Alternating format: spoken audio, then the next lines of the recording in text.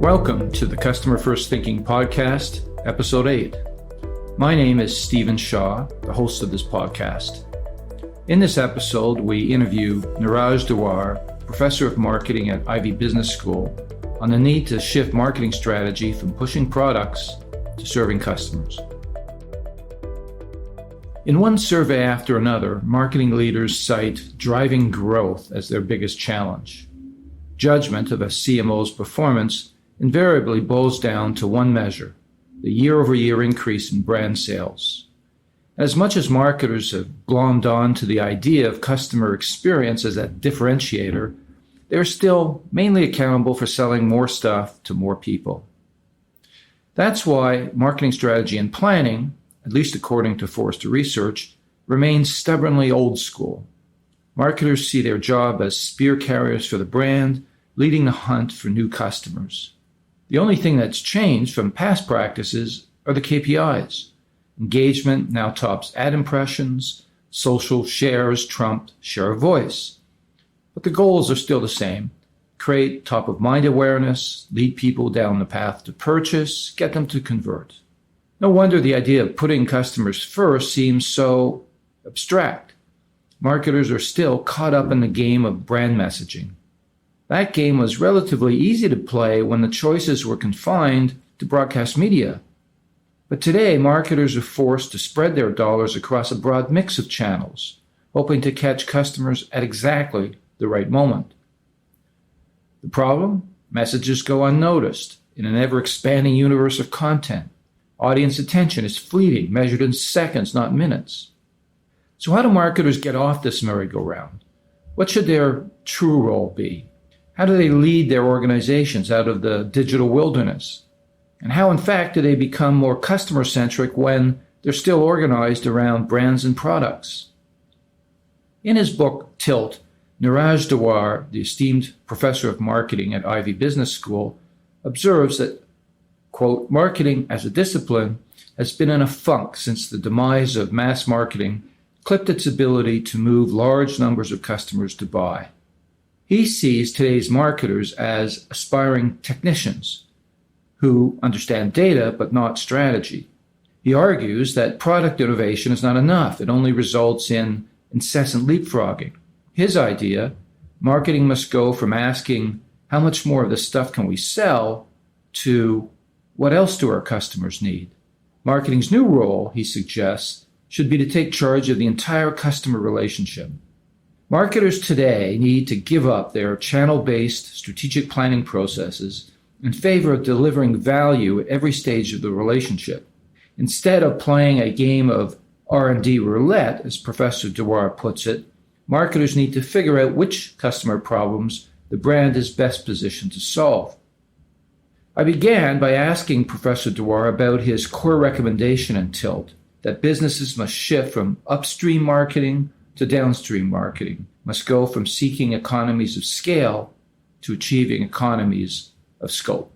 So let's look at the shift first. There's a shift from what I call the upstream activities of a company to the downstream activities of the company. What are the upstream activities? Everything that takes place before you get to the market.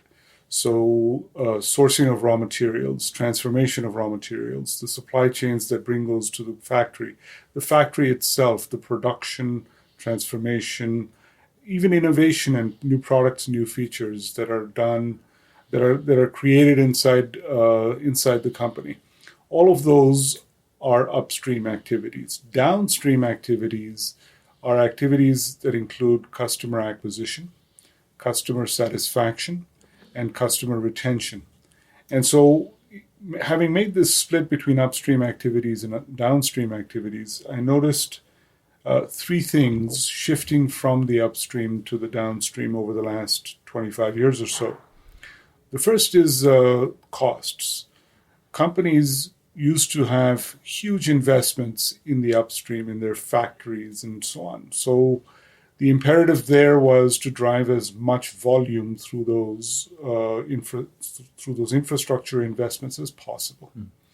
And now companies are investing in the downstream activities. In other words, often the cost of building a customer base, the cost of acquiring customers, the cost of building a market far exceeds the cost of building the product, particularly when companies can outsource their production to third parties where they turn their fixed costs into variable costs and pay only for the product that they actually purchase, or when they've got mechanization and automation of the entire upstream, so that they really drive down the operational costs, and the operational efficiency makes sure that the products are very cost effective and match the competition. The downstream activities, on the other hand, the costs of customer acquisition, have ballooned in the last few decades. And the result is that you now have all of this investment in acquiring customers that you need to amortize. So the first big shift is the costs from the upstream to the downstream. The second big shift is that consumers pay for value. They see value in the activities that you perform downstream. So they are willing to pay a premium for some activities that you perform downstream. They are willing to be loyal for those activities. They come back and buy more because of those activities.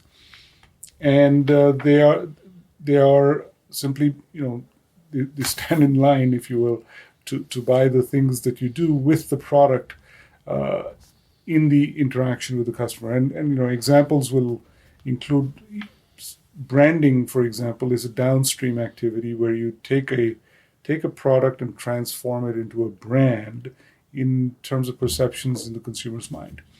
And so those are downstream activities that consumers value.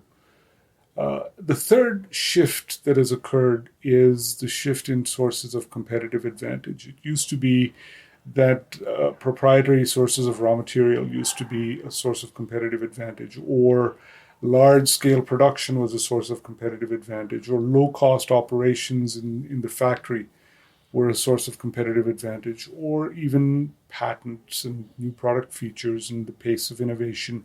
Those were sources of competitive advantage. And I believe that today the sources of competitive advantage also reside in the marketplace, in the downstream. An example that I use is that if tomorrow Coca-Cola's factories, their plant, their machinery, their fleet of trucks were all to go up in flames, Coca-Cola could probably obtain financing to start operations again tomorrow. It's got such great brand equity. There you go. Right? And that brand equity resides not in the factory, not inside your four walls. It resides out there in the marketplace, in the minds of consumers. So it's a distributed asset. It's a downstream asset. And so if one day we were to wake up and 7 billion consumers around the world were to forget the brand name Coca-Cola and all of its associations, Coca-Cola would have a much more difficult time starting operations again tomorrow. So it tells you that the downstream asset is very important, and probably even more important than the upstream assets that Coca-Cola owns. And those downstream assets were built over years and over decades of convincing consumers why they should trust Coca-Cola, why they should buy Coca-Cola. And so the brand has left an impression on consumers' minds. That's the downstream asset. So these three shifts, the costs have shifted downstream, the sources of value that customers see and pay for have shifted downstream, and the sources of competitive advantage now reside in the marketplace. With those three shifts, we have to pay a lot more attention to what's happening in the downstream. As organizations, as businesses, our businesses tend to be structured around the upstream. We have, around our products and our production infrastructure, we have product budgets, we have product managers, we have product innovation, product pipelines. We know how to make better products. Product management, product marketing rules the enterprise. Absolutely. And we measure profit on the basis of product. We move product volume. We incent sales forces on the basis of volume measures and so on. So everything is product and volume driven, which are very upstream ways of thinking. And to start to think in the downstream, we have to really rejig how we structure ourselves and how we measure success. So if we organize ourselves around the customer, the first question we need to ask is, why do our customers buy from us rather than from our competitors? What are the motivations of these customers? Why are they coming to us? And the answers often tend to be things like reputation, trust, and ease of doing business, which are all downstream activities. These are not things that you can bottle and produce at scale. They have to be done with every individual customer. The inverse might be equally interesting to explore, which is why aren't they buying from us, particularly if you're Absolutely. in a number 3 or 4 market share position? Absolutely. Why aren't they buying from us, and why are they buying from our competitors? Mm-hmm. And it turns out the answers, once again, tend to be downstream reasons. Reasons such as trust, reasons such as ease of doing business, reasons such as reputation, all of which are built in the downstream. So when we look at how these 3 shifts are impacting business, it turns out that the shifts have occurred, but our managers are still managing for the upstream. The result is a bit of a disconnect where managers are still looking at volume measures such as market share in order to determine success, rather than looking at things like share of wallet with the customers. Customer share, Depth of engagement with the customers, loyalty measures, those types of downstream measures which would reveal a different picture. And sometimes what happens is that an industry shifts downstream, but 1 or 2 companies remain focused on the upstream, and as a result there's a disconnect, and then they wither over time. So these shifts downstream, I think, are important. They're important to keep a pulse, keep your finger on their pulse, and to evolve the organization as well as the measures of success as sources of value and costs and competitive advantage shift downstream. So this idea really is this echo of putting the customer first, thinking about their needs and organizing around those needs, and then being able to satisfy those customers across the spectrum of those needs to the degree that you're credible. Would that be a fair statement to say? Yes, and it provides a rationale for doing that. So now that your costs have shifted to the downstream, you should really be measuring how many customers you have, but also how much you enjoy of their total spending. Mm. You should be measuring the loyalty that they have to you. You should be measuring the extent to which they come back to you to purchase. So customer centricity involves understanding the customer's needs, measuring success in terms of downstream metrics, and making sure that the customer remains the focus of activities that add value and that provide competitive advantage. Mm-hmm. Marketing traditionally has held itself accountable around measures of attention and eyeballs more than anything. And to a large extent, it still does today. It's really a media mindset for the most part that marketers have. But the other challenge that I see, too, is that the command and control structure of most organizations comes from the boardroom through to the C-suite, and marketing still is middle management. The tail does not wag the dog. How does an enterprise make that kind of pivot? Because it cuts right to the heart of the purpose of that business and how it's organized. How does marketing influence that kind of pivot? How do they take the lead here in that conversation?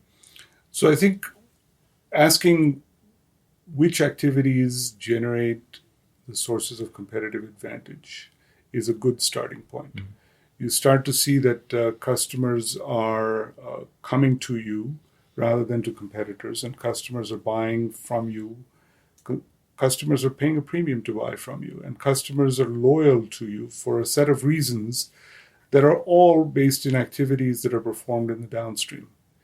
And the more you can then feed those activities, the more you can burnish those activities, the better off you are relative to competitors in the playing field.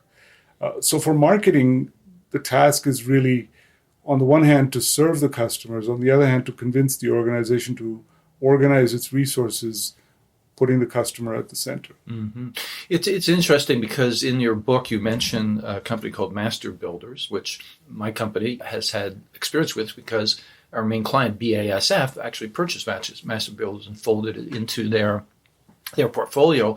And BASF is an organization that has struggled with this exact challenge, is in a market where, in the chemical market, whether it's for farmers, as in the case of the client we serve here in Canada, or in the construction business, it's a battle for competitive advantage for product and distribution, as opposed to what you're describing is a battle for the hearts and minds of customers, in this case farmers, or in the case of Master Builders, it's the construction trade. And just seeing the inner workings of these global companies, very difficult without that central command saying this is the way we're going to go. And they might mouth it, have the platitudes in their corporate annual reports, but in the end, it's got to be executed by middle management. And middle management is still compensated based on, guess what, how many units they're moving, what their market share is. So again, I'll just go back to that question, is you can ask those provocative questions, but unless you challenge the very organizational structure and the purpose of the enterprise, how do you get there? What is the path to get there? Yeah. Let's walk through the Master Builders example and see what the elements are. So Master Builders operates in a very competitive environment, in a market where its chemicals are no different than its competitors' chemicals. So it doesn't necessarily produce a better product. And so that becomes evident when they go to sell these products to buyers, which are construction companies that might have up to 200 sites, construction sites running at any given time. So when they sell these additives, they realize that first, they are a commodity, and therefore the entire pressure of the selling process is on price. And second, they are an additive chemical rather than a principal chemical, so they're treated as an afterthought in the purchase process. And the result is, they only account for less than 3% of the concrete mix which is made at the construction site. However, they also know that if they're missing from that concrete mix, the entire mixer must stop. And if the mixer stops, then the construction site comes to a halt. And if that happens, that can cost up to $250,000 a day. The result is that there's a high risk associated with not the product, not the usage of the product, but the inventory of the product. Once you identify that the risk is in the inventory of the product, how do you solve that? In the supply chain. In the supply chain, in delivering this product to the construction sites. How do you solve that? And so what Master Builders does is it constructs silos at every single construction site. It monitors those silos to make sure that the inventory levels are always full. And it makes sure it provides a guarantee to customers that they will always have the additives when they need them. So they will never run out, and they will never have to stop the mixer, and they will never have to stop the construction site because of a lack of additives. So these additives will be guaranteed, and they will be monitored by Master Builders. And now Master Builders can plan the delivery route in such a way that minimizes its cost of delivery. Whereas earlier, construction site managers were calling Master Builders saying, look, we need these additives on an emergency basis. We forgot to order them because they were an afterthought. They're such a small part of the concrete mix that we. So the result was you had half-load trucks being shipped out at a very high cost, and the shipping cost sometimes exceeded the price charged for the chemicals. Now you have planned routes, you have monitoring of levels, and you have guarantees that are possible to the construction site managers saying you'll never run out. It reduces the risk, it reduces stress levels, and it provides a certain form of value to the end customer that you can't necessarily provide by selling a better chemical.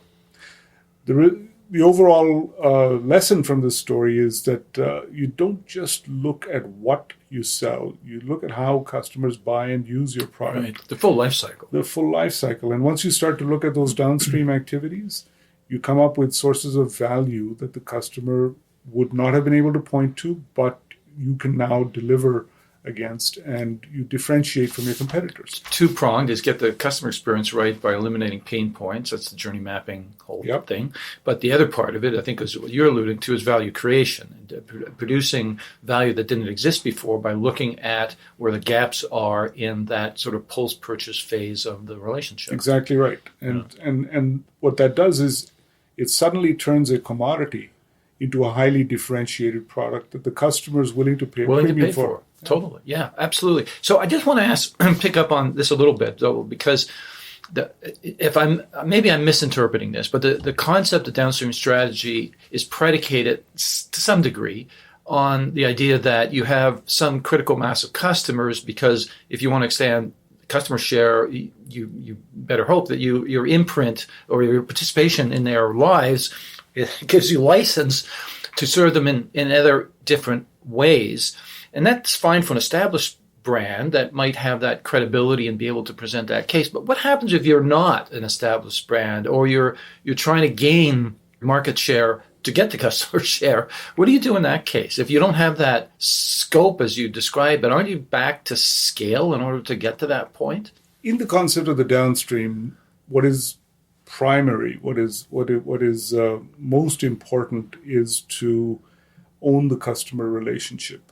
And once you do own that customer relationship, you ask, what else does this customer need? Mm-hmm. It does not matter whether you make what the customer needs. It does not matter whether you have a factory that churns out that product. All of that, whether you have it or whether it's outsourced, is secondary to the fact that you own the customer or you have that relationship with the customer. So once you've built that up, once you've acquired the customer, the products will find a way to get to the customer. You will channel the products to the customer. Where you get the products is not relevant. What the products must do, however, is they must fit into the customer's perception of you as a supplier. In other words, the image that you have, the reputation that you have with the customer, should be consistent with the products that you're selling them. And as long as they trust you to bring those products to them, you have sorry, I messed up.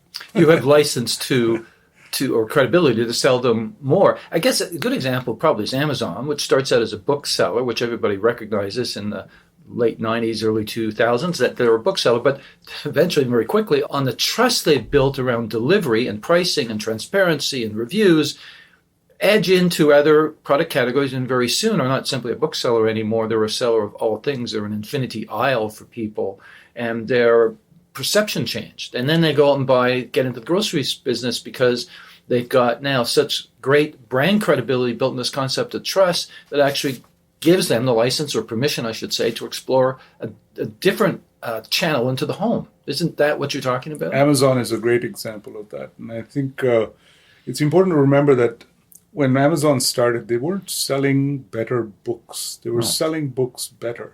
And that's...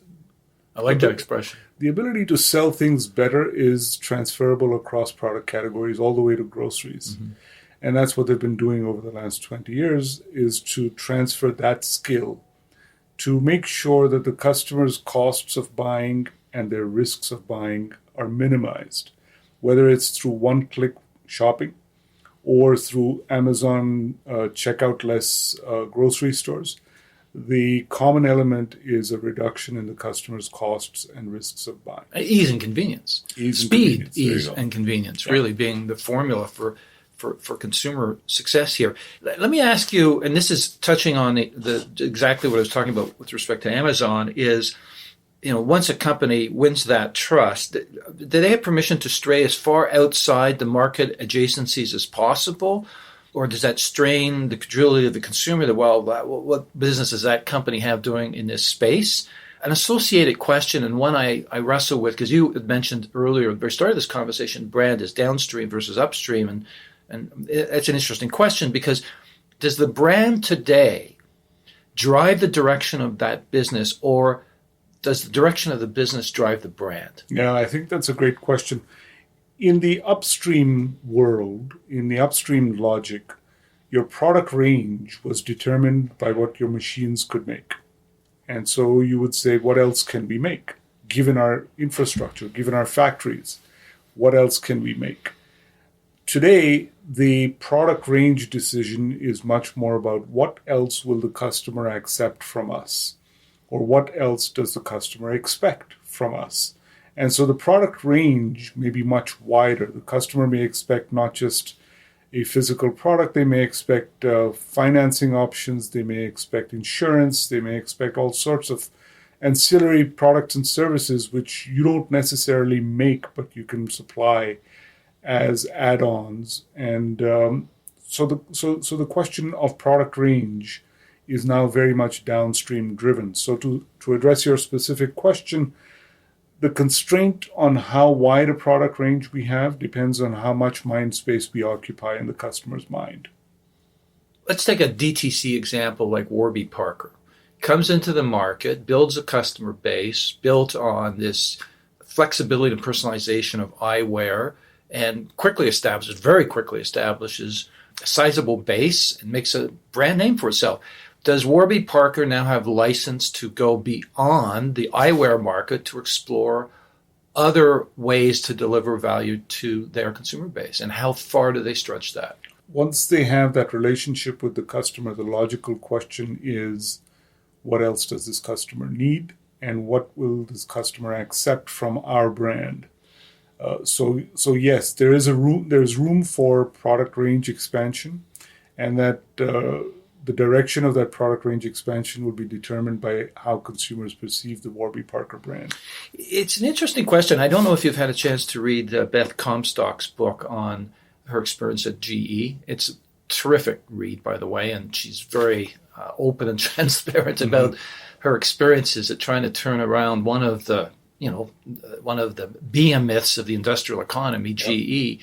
And it struck me that in those years under Jack Welch, they went and bought a lot of companies that weren't necessarily aligned with their core businesses. I mean, they started out, creating lighting fixtures and not lighting fixtures, but the whole electricity lighting business, and then started to evolve outward and got into financial services. And it was their exploration of financial services that eventually brought them down.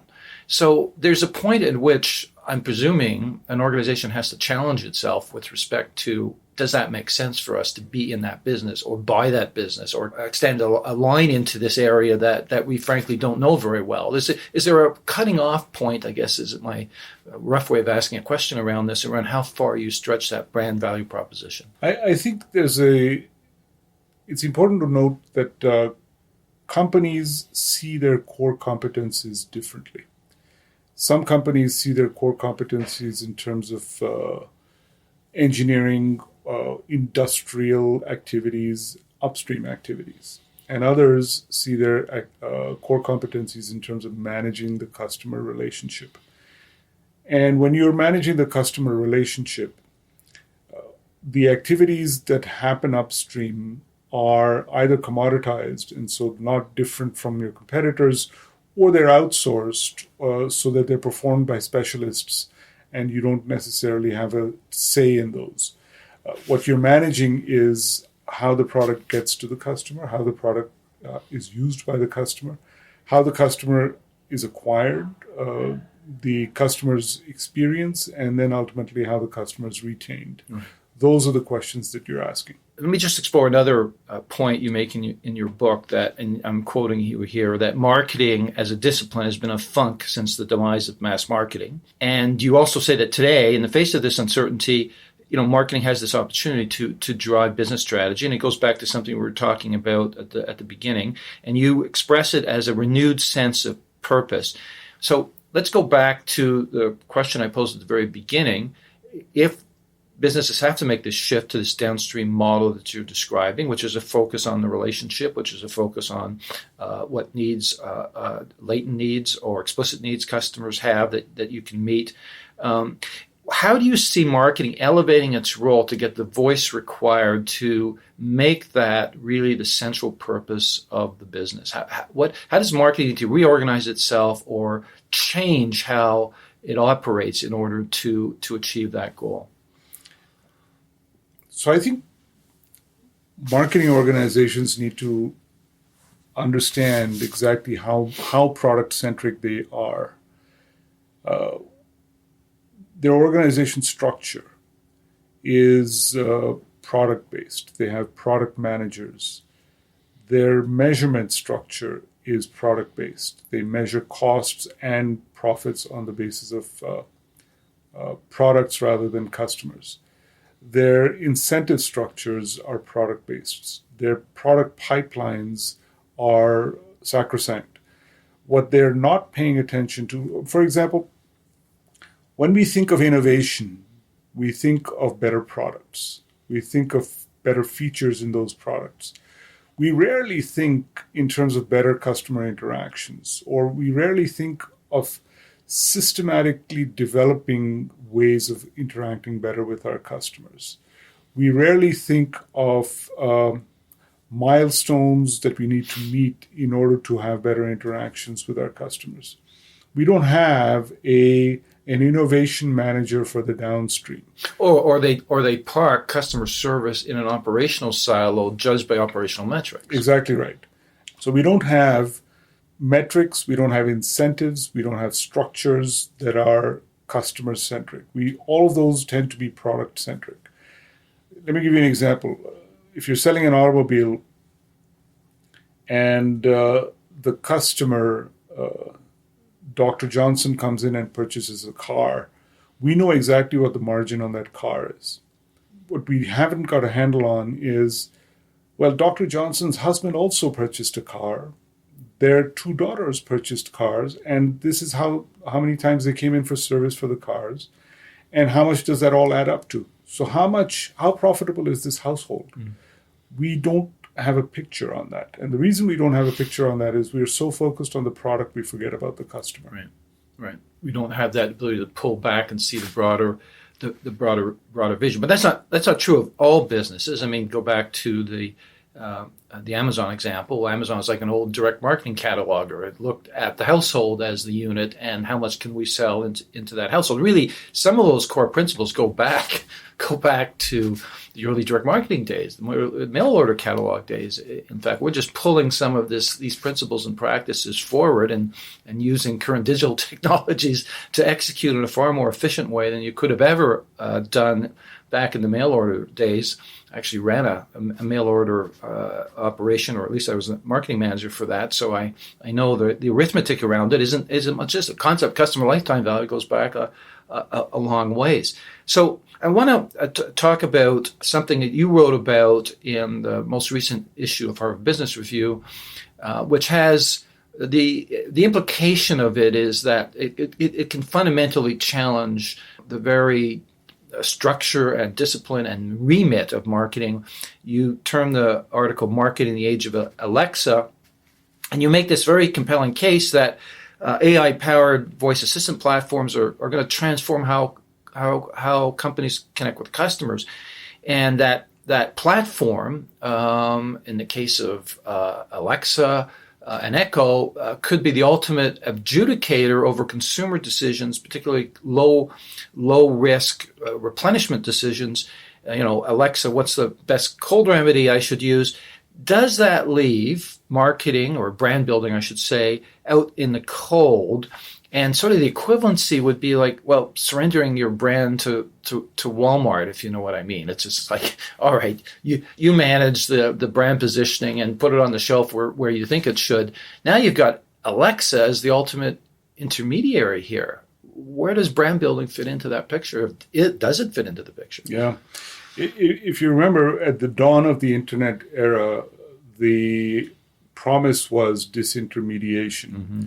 where intermediaries would lose out because consumers' cost of going direct to the end, to the manufacturers and to the brand owners would be so low, a couple of clicks here and there, and you can buy stuff directly from Procter and Gamble rather than through Walmart. And so it was the what was predicted was the demise of the intermediaries. And here we are 25 years later, and what we find is the most powerful players on the internet are in fact intermediaries. Right. Intermediaries who control access to consumers in terms of advertising, intermediaries who control access to consumers in terms of distribution. So we have music stores, and we have Amazon, and we have Google and Facebook, and they are dominant on the internet. So the intermediaries have really taken over the internet. And as the internet becomes the primary interface for consumers with their world, devices or apps that provide that interface are going to be very, very dominant. Alexa being one of those. And so Alexa has the ability to be a player that intermediates all brand purchases that the consumer makes. And that'll happen because the consumer sees such great convenience in using Alexa. So the consumer gets two things out of Alexa. The first is to automate everything that is routine. So they purchase about 300 products that are consumed on a regular basis. Shampoo, dishwashing liquid, pet food, cat litter, that sort of thing. And those products are right now very, very difficult to purchase in the sense that every week somebody in the household has to make a list, go to a grocery store, walk through an aisle with a cart, pick those products up, put them in the cart, come pay for them at a checkout, load them up in the car, come and unload them from the car. And then, so these are very, very time-consuming and onerous tasks. Imagine if this whole process could be automated, where Alexa learns the frequency, the regularity at which you purchase these products, at which you use the products, and delivers them to your doorstep, just as currently you get electricity and water on a subscription basis. They start to deliver the 300 odd products that you purchase on a regular basis directly to your door. And it'll be delivered by drones so that the last mile is efficient and inexpensive. So that's one level of convenience, is to automate routine behaviors. And beyond that, you can already see the platform, Alexa-type platforms, offering another service, which is to cut through the complexity of the marketplace. Today, we purchase many products that are so complex that we either shoot in the dark and we purchase a phone plan that we think is right for us but may not be. Of the 75 phone plans on offer, are you really sure you have the right phone plan? Or we rely on brands. We rely on the fact that we trust a particular brand to provide the right insurance for us, the right mutual funds, and so on. So those are complex decisions that are not easy to make for most consumers. So we are called upon to make these more and more complex decisions, and machines like Alexa and AI platforms can help consumers simplify the complexity of those decisions. But ruling the algorithm is Amazon. Yes. That they rule the relationship. They do. So the interface, because of those two sources of convenience, automation and reducing complexity, the consumer values the AI. But obviously behind the AI is an organization such as Amazon or Google that is selling, sets the rules. Yeah. That is selling access to the consumer. Right. And it is just like Walmart does just today. like Walmart does. And so that access, the rent associated with that access to the consumer, shifts from Walmart to whoever controls these AI interfaces. Right. And there won't be more than 2 AI interfaces in the market because they're very expensive to build and expensive to maintain. And second, because once the consumer gets used to a particular AI platform, they're unlikely to switch because a lot of the convenience depends on how much data the platform has about you, about your past purchases and so on. If the data are not portable to another platform, you're stuck with that platform. Right.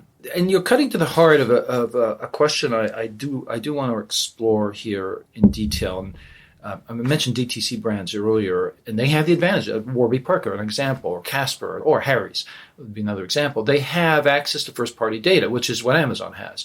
They also have a niche position in the long tail of the market, which they can own.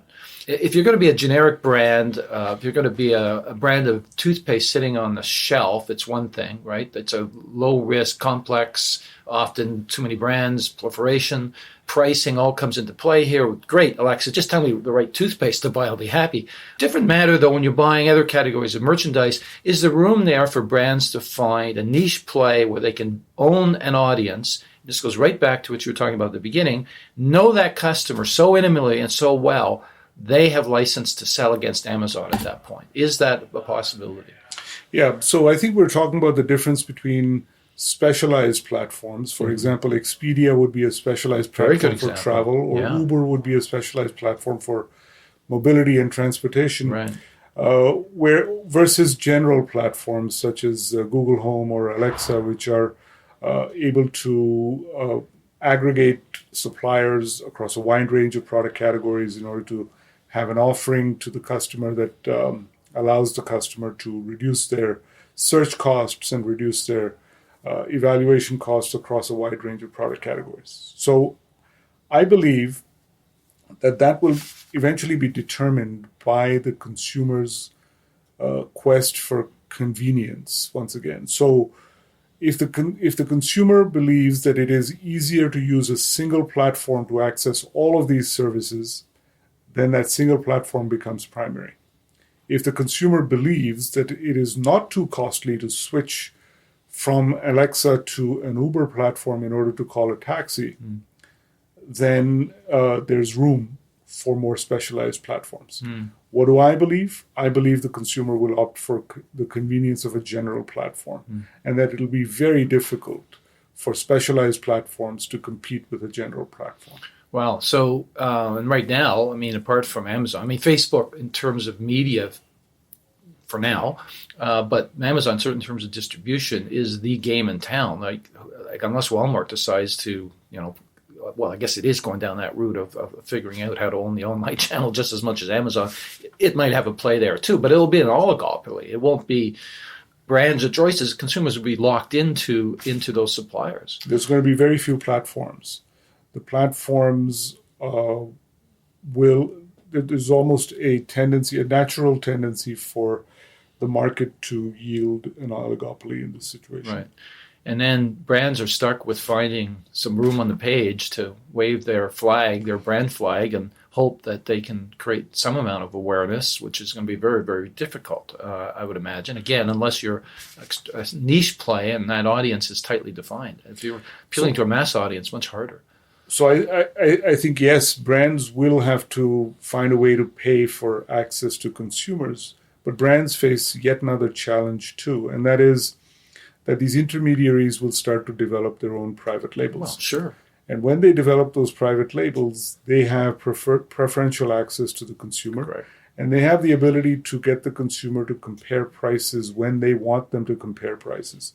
So they can offer a 20% discount on the private label relative to a branded product. And they can highlight that 20% just at the right time because they're interacting with the consumer at the point of purchase. Of course.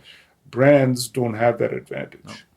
I want to talk about China for a second, because when we look from the Western world at Chinese consumer society today, it's quite amazing what's happened there in terms of mobile payment adoption, for one thing, but also the interconnectivity of these e-commerce platforms. Alibaba is a perfect example of that.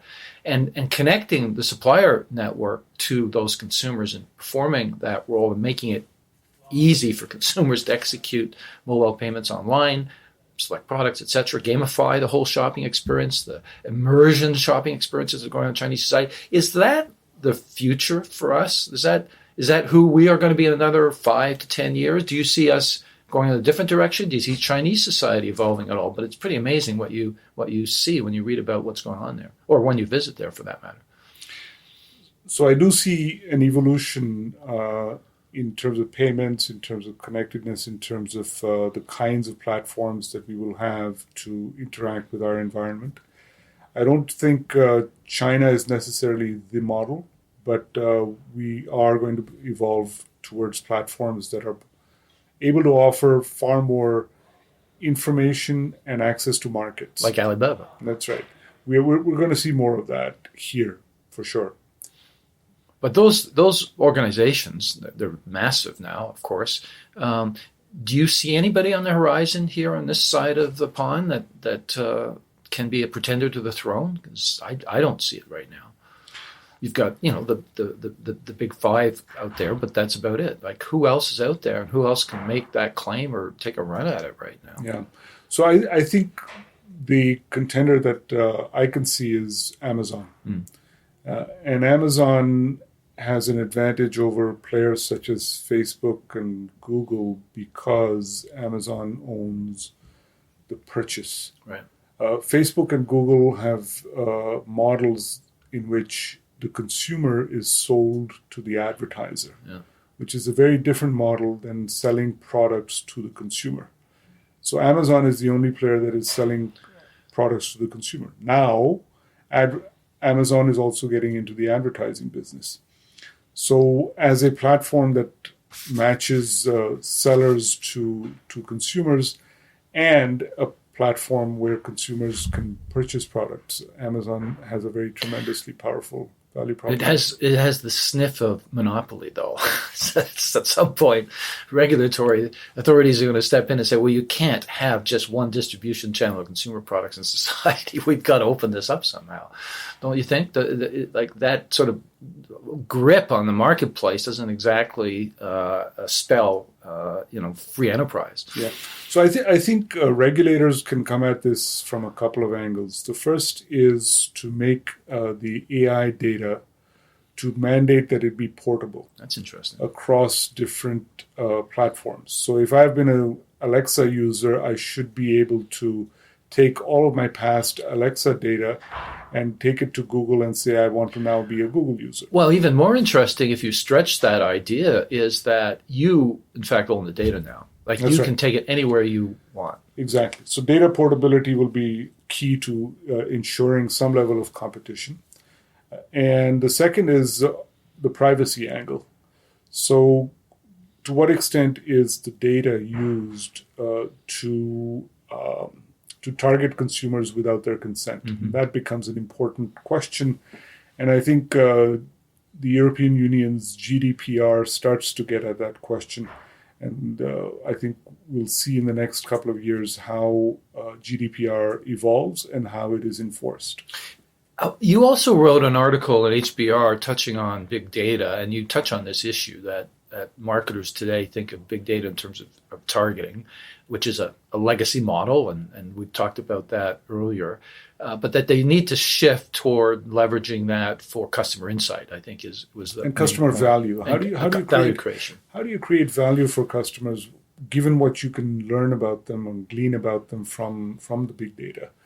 Right now, we're primarily using big data to target consumers as opposed to trying to find ways in which the data itself may be useful to consumers in their evaluation, formation of consideration set, and usage of the product. Well, and that speaks to the remit of marketing being find and acquire customers because I want to grow market share versus help customers succeed in their daily lives. And the only way a brand becomes a part of their daily lives is having that role. I mean, I've seen the figures around, most people could care less if brands disappeared tomorrow, right? There's very few brands that are so key and essential to your lives, you would miss them if they disappeared. And it's in part because they don't play a strong enough role in people's lives. So it's an interesting scenario, because I often talk about this idea of that people eventually will have these set of trusted brands in their inner circle that they will trust their data with, they will trust a lot of things with. And we talked about that a little bit. And on the outer periphery are the brands that are disenfranchised, that are having to go through the intermediaries in order to gain access to the customer. And those are going to be, those ones in the inner perimeter are going to have to do two things. And this touches on another issue I wanted to explore with you, which is this idea of brand purpose. So the idea of people connect to other people based on shared values. Well, similarly, people connect to brands based on shared values. And, the Nike Kaepernick issue, the recent Gillette stand on role of mint and how it has to change, notwithstanding all the controversy associated with that. People now know there's a set of values associated with Gillette, there's a set of values associated with Nike, and I relate to those values, or I do not relate to those values. And that builds trust in and of itself. So don't you think the play for brand building going forward, the way to build brand equity is on this whole concept of establishing an emotional connection based on shared values? So I think brands have always tried to find ways to break through the clutter and connect with consumers at some deeper level. We've had the Dove campaign around for almost 20 years now. Very good, yeah.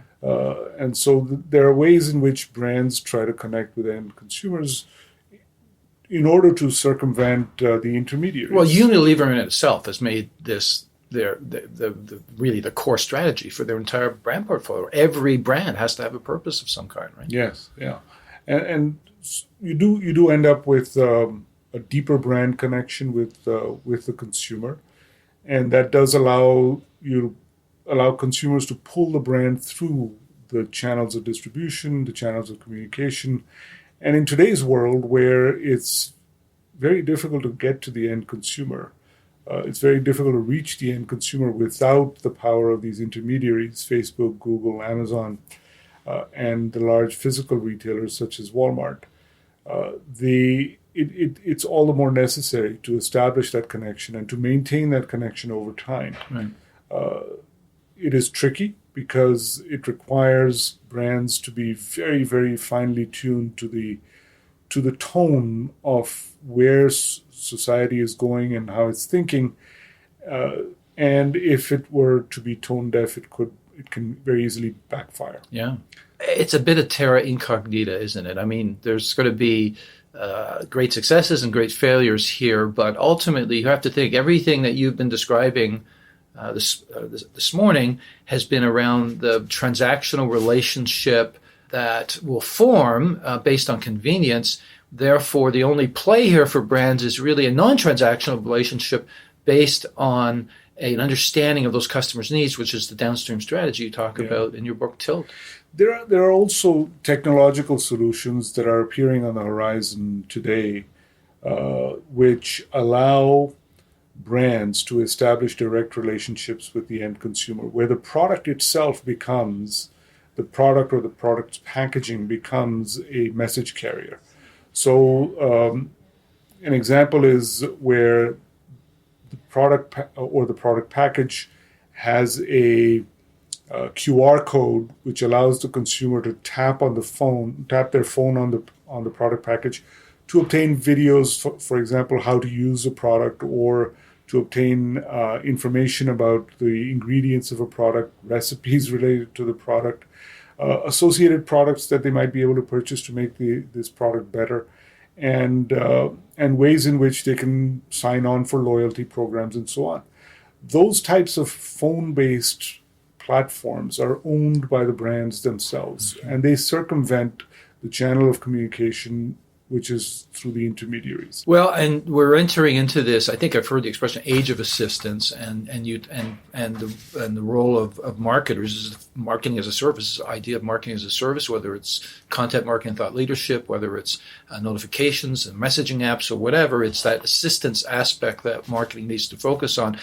Going forward, the pace of change is going to accelerate. We're having a convergence of technologies that are going to have earth-shaking effects. We're starting to see the tremors today with AI, for sure. That will accelerate. The arrival of 5G certainly will. Advances in augmented reality, virtual reality, all of these changes that are going to occur in the next 5 years will be convulsive. You're an esteemed professor of marketing here at one of the best business schools in the world. 5 years from now, you're teaching your course. What are you going to be teaching in 5 years? Because those textbooks that we've all read over time are in the dustbin. The whole business has changed. But remember, the consumer remains at the center of the activities that marketing performs. Right. And so you always come back to that. You begin with the consumer. What does consumer see as value? How do you generate that value? How does that value become a source of competitive advantage? And how do you maintain that? How do you connect customer insight to customer value creation is what you're saying. It becomes the heart of marketing, and really has been, or should have been anyway, the heart of marketing all along, hasn't it? Absolutely. Fantastic conversation. I would love to sit here and speak with you for another hour. I encourage the listenership to pick up your book, Tilt, because it's an excellent, well-written book. Thank you very much. Thank you, Stephen. Pleasure. That concludes our interview with Niraj Dawar. As you've heard, just inventing new products is no guarantee of success anymore. Technology has made it too easy for someone to come along with a Me Too offer. Competitive differentiation is only found downstream in the post-sale relationship based on how trusted the brand is as a problem solver. Marketing's new mandate should be to find out why customers buy from their company, not the competition, and then double down on that advantage. It needs to do much more than drive sales. It has to take charge of the entire customer relationship. And that, more than anything, will give marketing a renewed sense of purpose. You can find past episodes of this podcast on customerfirstthinking.ca, where you'll also find blogs, white papers, infographics, and more on the transformation of marketing. In closing, a big shout out to Brent Morris and Justin Eacock for their contribution in making this podcast happen. Until next time, thanks for listening.